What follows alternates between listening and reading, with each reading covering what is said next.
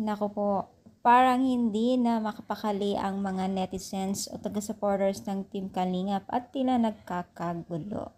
So, bago natin ipagpatuloy ang ating paksa for today's video, kung bago ka pa lang sa aking channel, please subscribe po, like, and pakit na rin po natin guys ang notification bell upang ma-update po tayo tuwing ako pa nag-upload patungkol sa mga viral and trending videos ko po. So, alam niyo pa guys, nitong lately o karaan araw lamang po ay talagang naging maugong po ang usap-usapan ng dalawang mag-love team. Ang love team ng mga Kalingap team na si Jomar at Carla.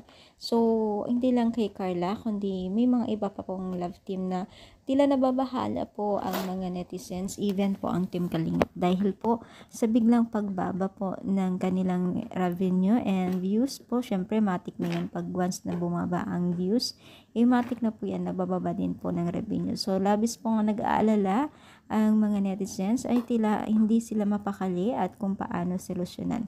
Ang maganda naman po dito ay sinabi nila yung anong dahilan po kung bakit walang nanood masyado sa mga latest ng episode po nila Kalingap Rap.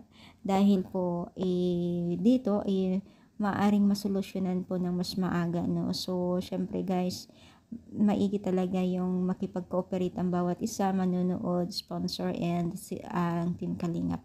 Dahil ito po ay sa mga susi din po ng tagumpay ng nangangailangan ng tulong, tulad na lamang po dito sa mga netizens o itong sa mga kabataan na ito ay napakalayo na po ang kanilang naharating ngayon, lalong-lalo na kay Carla, Dara, and sino ba to, si Beyonce at iba pa po, no? So, ano masasabi ninyo? I-comment down, palike po ang ating video. Thank you so much guys. More power and God bless all.